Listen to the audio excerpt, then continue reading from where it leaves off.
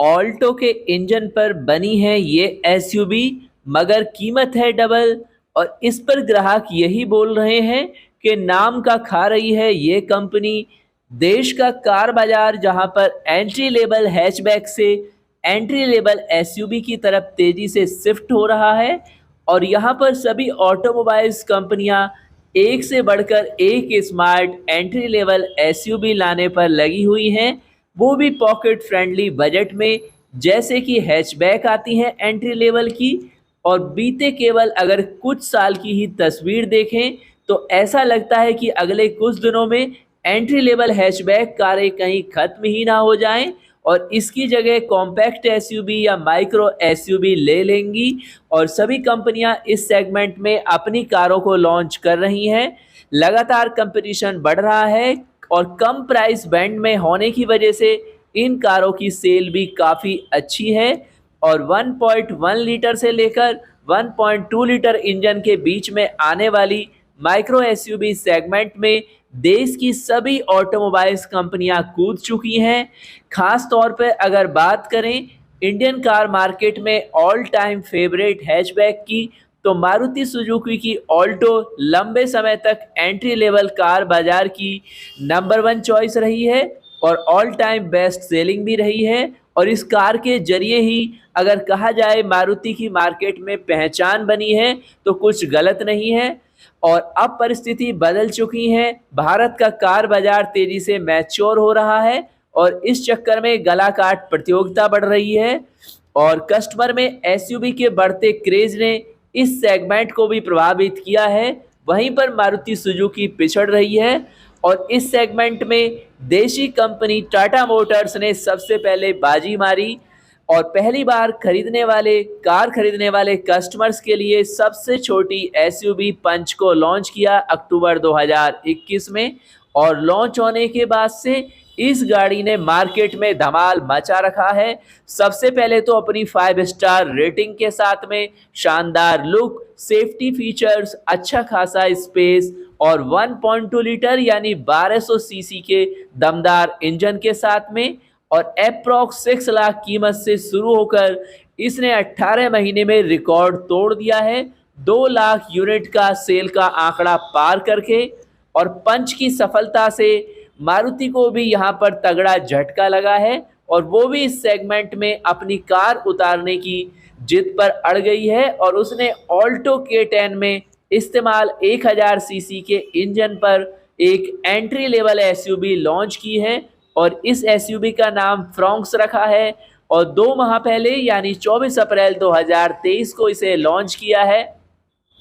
हालांकि इसमें 1.0 लीटर और 1.2 लीटर दो इंजन कैपेसिटी हैं। लुक, फीचर, परफॉर्मेंस के मामले में एक्सपर्ट इसे काफ़ी शानदार गाड़ी भी बताते हैं, लेकिन ग्राहकों की चिंता इसकी कीमत है। मौजूदा वक्त में मारुति की सबसे लोकप्रिय कार बलेनो की प्लेटफार्म पर बनी इस कार की एक्स शोरूम कीमत 7.47 लाख रुपए से शुरू होती है। यानी सीधे सीधे एंट्री लेवल गाड़ियों से अगर कंपटीशन करें तो टाटा पंच की तुलना में लगभग 1.5 लाख रुपए महंगी है और ऑल न्यू लॉन्च हुई हुंडई मोटर्स की एक्स्टर से भी काफ़ी महंगी है।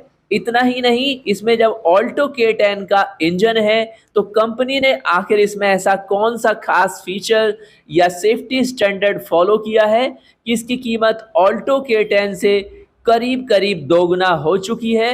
क्योंकि ऑल्टो K10 की एक्स शोरूम कीमत 3.99 लाख रुपए से स्टार्ट होती है और अप्रैल में लॉन्च होने के बाद मई ने इस कार की 9,863 यूनिट की बिक्री हुई है। और विभिन्न रिपोर्ट्स में इस कार के लिए वेटिंग टाइम 4 से 6 सप्ताह है। दूसरी तरफ लॉन्च किए जाने के करीब 20 महीने बाद भी टाटा पंच के लिए वेटिंग टाइम 6 सप्ताह तक बना हुआ है। और अब एंट्री लेवल एसयूवी सेगमेंट की ताकत को देखते हुए हुंडई भी मार्केट में उतर चुकी है और उसने 10 जुलाई को स्मॉल एसयूवी एक्स्टर को लॉन्च किया है। टाटा पंच की तरह हुंडई मोटर्स ने बेशक उसी प्राइस बैंड पर इसको लॉन्च किया है। 6 लाख में 1200 सीसी का इंजन है और ये एक बेहतरीन गाड़ी मानी जा रही है। हालांकि अभी सेफ्टी के मानक पर टाटा पंच की तरह इसे एनकैप रेटिंग नहीं मिली हुई है, जबकि टाटा पंच एनकैप द्वारा 5 स्टार रेटिंग लिए हुए है।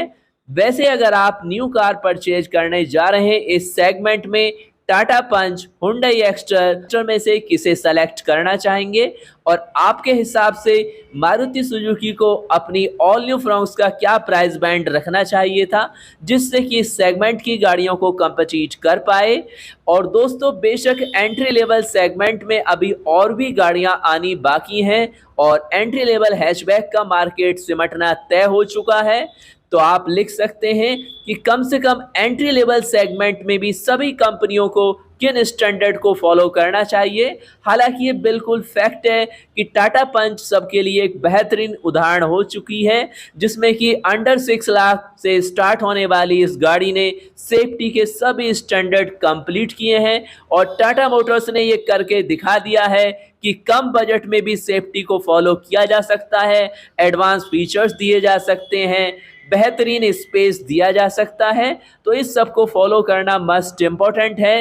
बेशक यहाँ पर कस्टमर का एक ऐसा वर्ग हो सकता है जो अभी सेफ्टी के बारे में नहीं जानता है, लेकिन ये सभी कंपनियों की रिस्पॉन्सिबिलिटी है कि अपने प्रोडक्ट को सेफ्टी लेवल पर स्टैंडर्ड करके ही मार्केट में पेश करें, वरना एक टाइम ऐसा भी आ सकता है कि कस्टमर तो जागेंगे ही, इसके बाद सरकार भी कुछ ऐसे रूल्स यहाँ पर लागू कर दे, यानी परिवहन मंत्रालय कि बिना सेफ्टी रेटिंग के कोई कार सेल न हो पाए। और ऐसा हो भी जाना चाहिए है जल्द ही, क्योंकि जो लोग सेफ्टी को फॉलो नहीं करते हैं उनके कुछ रीजन हो सकते हैं। हालांकि आप किसी भी ब्रांड को बेशक पसंद करते हैं, हम किसी एक ब्रांड को प्रीफर नहीं करते हैं, तो आपको उसकी सेफेस्ट गाड़ी ही परचेज करनी चाहिए, क्योंकि सेफ्टी हमेशा फर्स्ट होती है दोस्तों।